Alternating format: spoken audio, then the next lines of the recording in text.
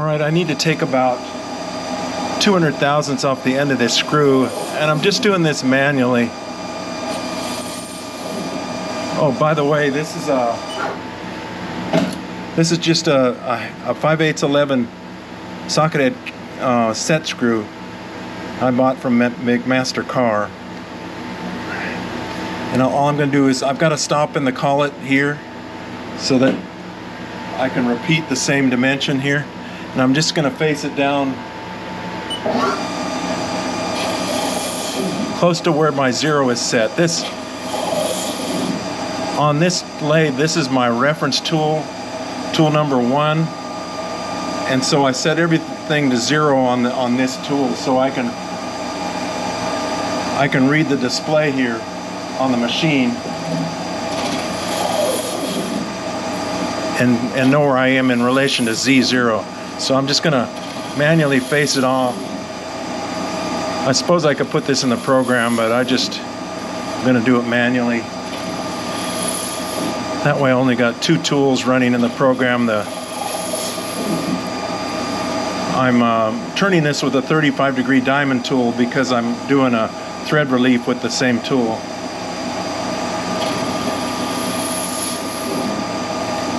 So I'm just taking little cuts here. Got 32 more thousandths.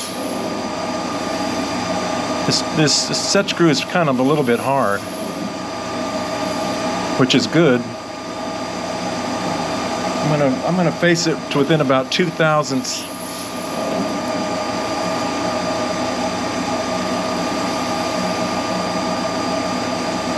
of the finished dimension. Okay, now I'm going to change the tool number 2, which is this 35-degree tool.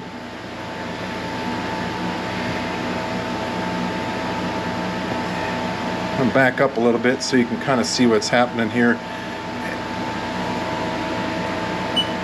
Put it into memory.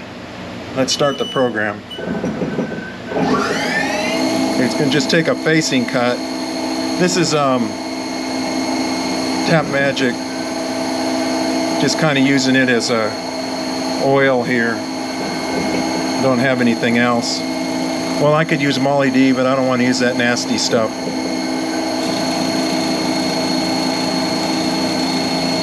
Taking very little cuts. This insert has a very small tip radius on it, so I don't want to take any real heavy cuts in this sort of hard material, this hardened steel.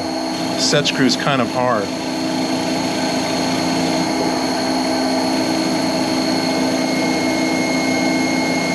I'll get some closer up pictures here too. So this is just the roughing it. Here's the thread relief area.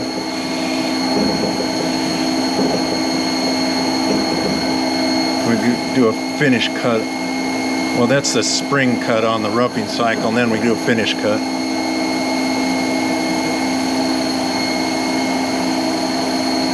Just kind of daubing this Tap Magic on there. Okay. That should be more or less a 1/2 inch in diameter, which it is.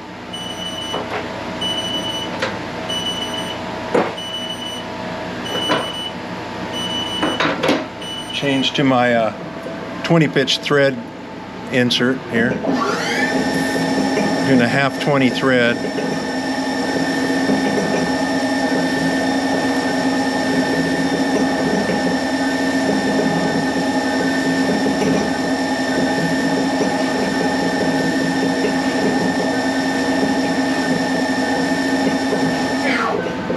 That's it right there.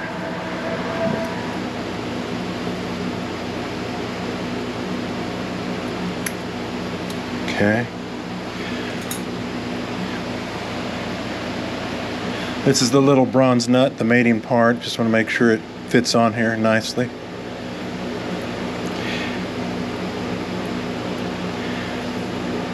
Which it does.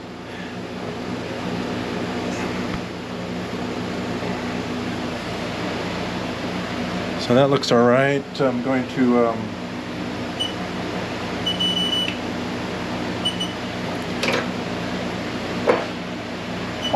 deburr things a little bit here.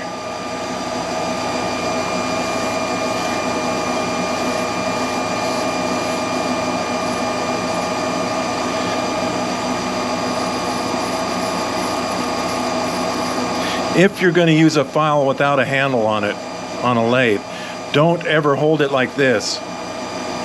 Hold it in your fingers. If something catches on it, it throws it out of your hand. It's not too dangerous here with a collet chuck, but if you have like a 3-jaw chuck or 4-jaw chuck up here, don't hold the handle like this, the file. Never do that in a lathe. Always hold it in your fingertips like this if it doesn't have a handle on it. It would be better if it had a handle on it, but this one doesn't, so I'm not gonna. It's got a safe edge on this side too.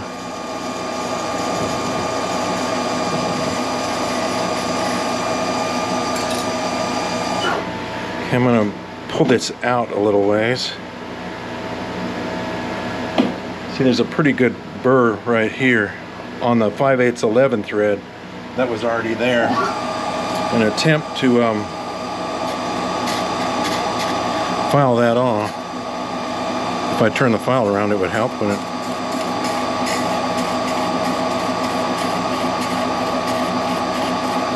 I'm running a spindle in reverse here, as you can see, to try to start on the thread and come. This is kind of the hardest thing to deburr on a thread.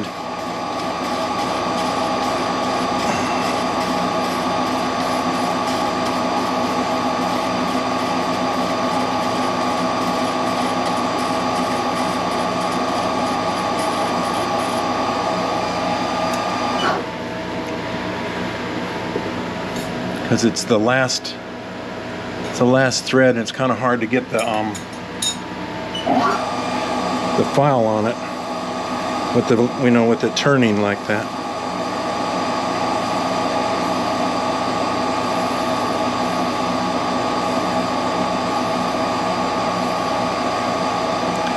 Okay. Now let's see. Now this is the nut that the 5/8 11 thread goes in like this. Appear to have got the burr off of there. Now this is going to be in the other piece, the mating piece, like this, but the reason I have to have a separate nut is I have to start this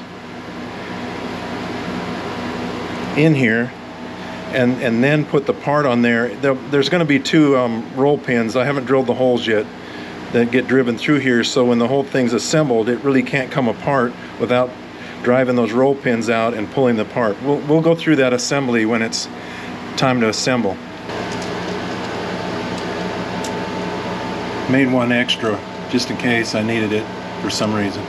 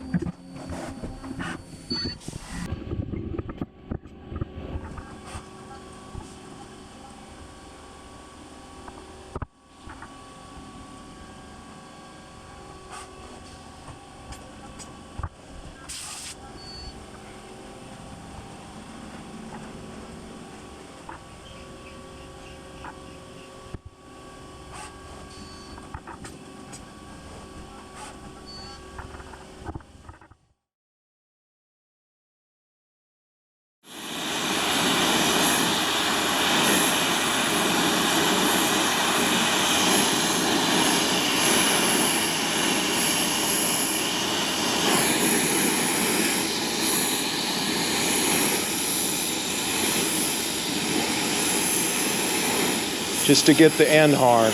That's all I'm really interested in, is just to get the very end of this thing hard.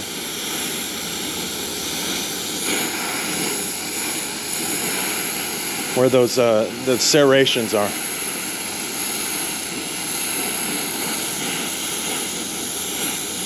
So I've got a little oil down here. Quench it.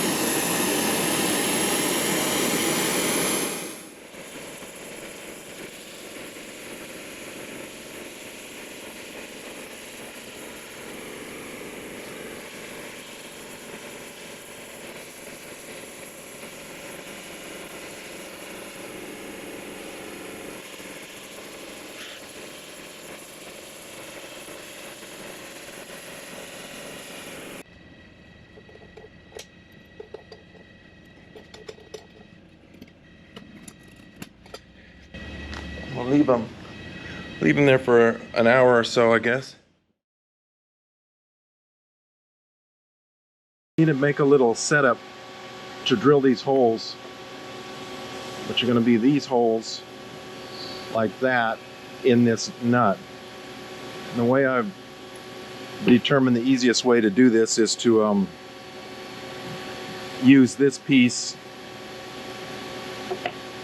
here and make sure the nut's up against here by backing off this screw.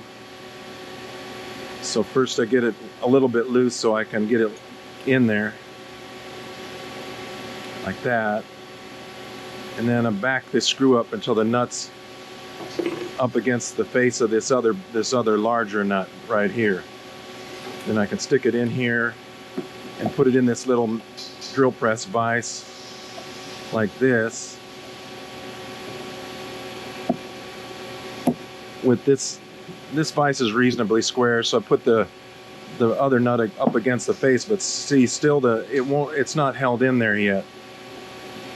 So we got to add this. I've been using this little tie down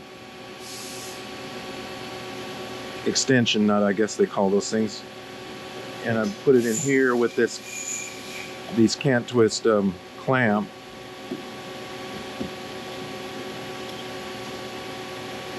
Get this on here in such a way that I can make sure that it pushes everything against here, so everything's tight now. Now I can go over to the drill press and just drill these holes through here. At the drill press, we're just going to drill these holes through here using the other piece kind of as a guide.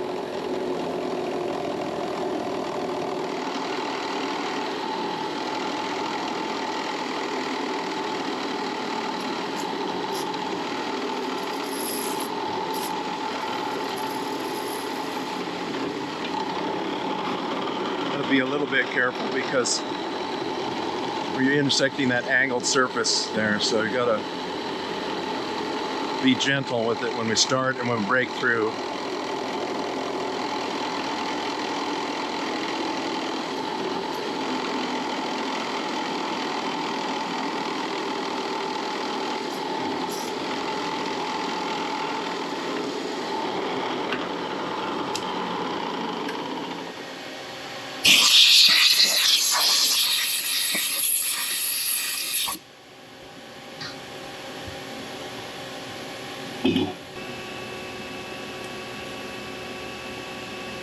Quite possibly if I have to disassemble this, that's the reason that I drilled these holes all the way through, so if I drive the pins in from the top, I can get a punch and drive them back out if I had to disassemble it for some reason.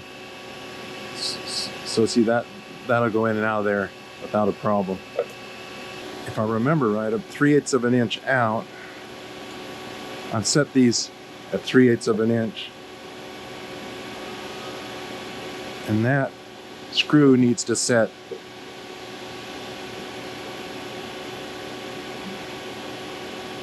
right about there. Doesn't have to be absolutely perfect, but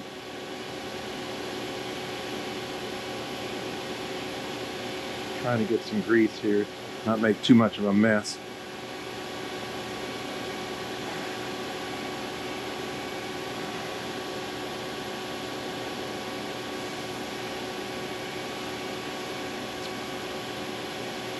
And I thread this nut on with this face up against the bigger nut.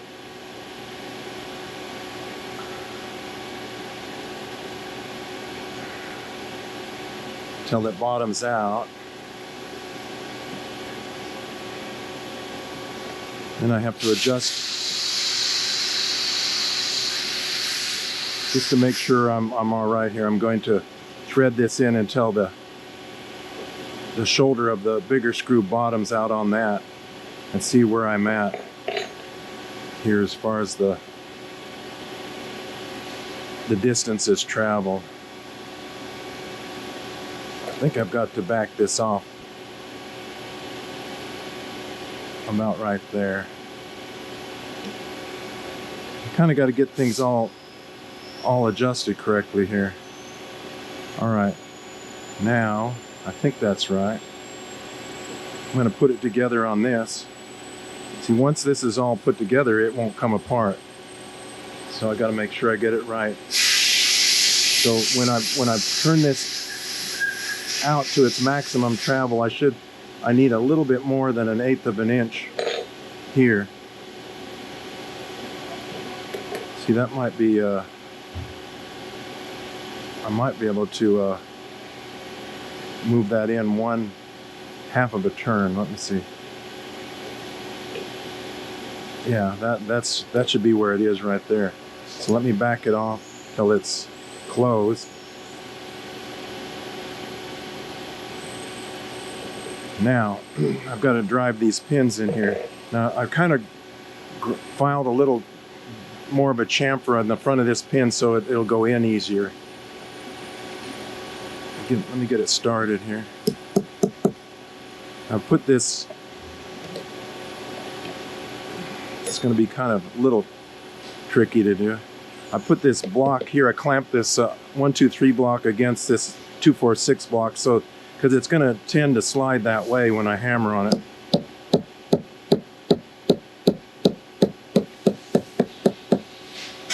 Put the other pin.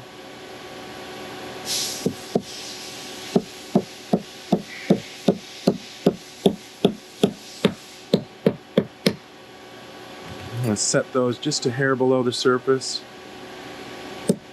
Probably can't see what I'm doing here very well because my hand's in the way and it's kind of blocking the light.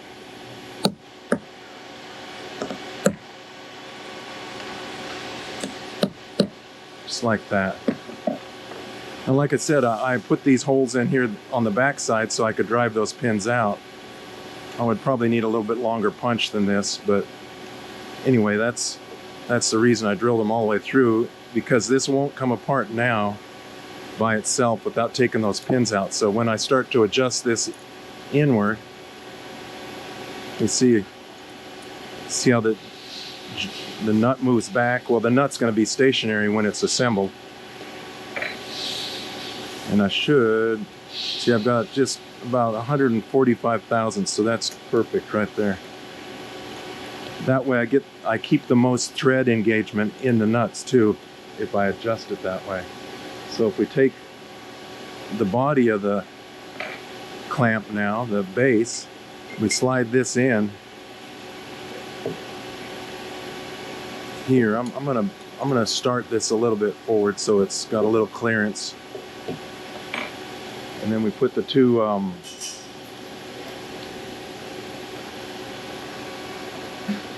shoulder bolts in. That one, that's the 5/16 one, and I should have a 1/4 inch one here that goes in the back. Somewhere I put those wrenches.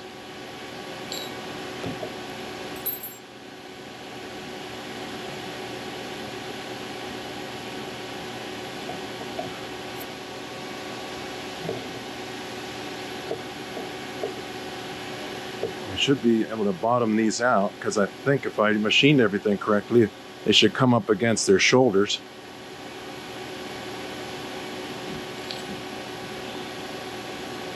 And everything should still move.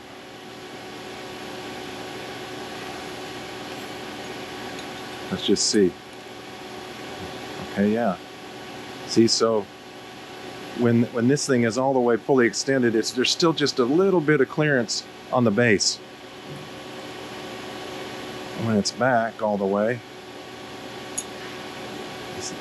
see, so it's traveling downward, and it ended up being a 17.5 degree angle downward is when I finished the CAD part of this, and it moves out 1/8 of an inch. It should be 1/8, yeah.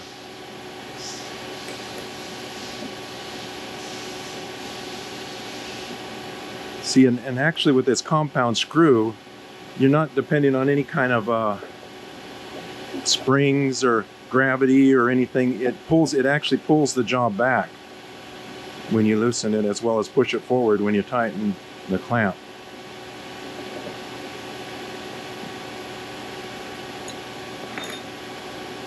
So that's one finish. Let me put the other 3 together, and we'll mount them on the machine and clamp something and see how it works.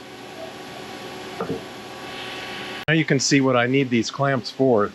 These are pieces of titanium, and the customer sent this material, so I didn't have any choice, but the part is going to actually be only 3/8 of an inch thick out of this titanium plate. And this is almost 800 thousandths. I think it's about 800 thousandths thick, so I have to face it off. Now, you got to kind of be careful about this. If you don't want the whole thing to warp on you, you got to face equal amounts off both sides of the plate. So this steel bar that I used for a previous setup down here, I'm gonna cut it down to 3/8 of an inch with a step on it, so that I can run my face mill across here. And these clamps, now you can see why I intentionally made them so short or in height, where their clamping fingers are down here. You can see here, because I need to get down there with the face mill, facing these parts off this material. And I know that you're saying, oh, you're wasting tons of material, and you're right. But the customer sent it, and this is what I've got to work with, and so I've got to make the parts out of it, even though it's way too thick. In fact, the piece of material was even this wide and about 8 inches longer in length even. And we had to mill out this chunk out of it. That's what they sent to work with, so that's what we got to work with. So I've kind of snugged these clamps down, and this one, and you see why I made the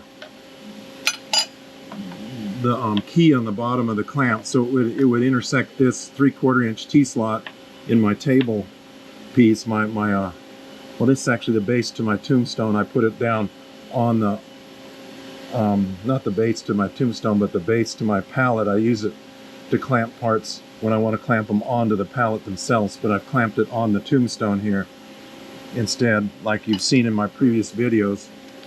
And now I'm going to slide this clamp down against here and tighten the screw nice and tight, and then clamp the jaw. Now this is like 1,000 times nicer than those previous clamps. Those let me get.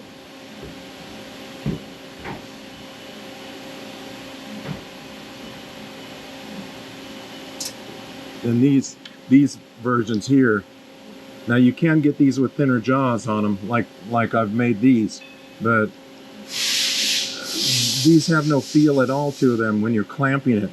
You know, when you're tightening the clamp, it's like this screw, and I've explained that in the previous video on this subject, how that set screw gets galled up in there, and you can't have any feel for how tight you're tightening it. But this has a really nice feel to it. You can really tell, you know, that you're putting some force down on that clamping finger or jaw. So this is going to work. I'm thinking this is going to work really nice. These clamps really are like 1,000 times better than this thing here. Although this is all you can Well, you can buy this in a Mighty Bite version of this, sort of with their little Mighty Bite clamp on the top of it, but there's nothing really commercially available, at least I haven't seen. Maybe there is and I just don't know about it, but this seems to be working very nicely. Maybe you can see, I don't know, there's still a little bit of a gap here. I've intentionally moved these out about, I don't know, 30-40 thousandths away from their backed off position. And if my pieces of stock are uniform enough, I should be able to leave those clamped on there and just back them off all the way and put the next one in. They should be pretty good, because these guys are on the other mill are actually milling this out of a bigger piece of material, like I said earlier. So I've got to face it down almost to those clamps there, and this I've got to cut a notch. I'm going to cut the ends off of this bar because I don't need it any longer. I needed it for those fixture parts, the longer fixture parts, but I don't need it anymore. So I'm going to cut the ends off, and I'm going to mill this down to the 3/8 of an inch of the finished thickness. And what I'm going to do when I prepare this material is I'm going to probably cut about a 1/16 of an inch off of this face, then flip it over and cut a 1/16, and I'm going to keep flipping it back and forth, taking an equal amount off of each face, because if there's some kind of manufacturing stresses put in the faces of this stock, if you take it all off of one face, or maybe you take most of it off of one face and then flip it over and just skim the other face to get it cleaned up, the part probably won't stay flat. I don't know. I haven't machined this material yet, so I don't know for sure. Or if I just cleaned this face up and flipped it over and brought it down to 3/8 of an inch, I don't have a good feeling about doing it that way. I don't think that's a wise idea. I think I need to face an equal amount so that I get the part actually out of the middle of the material.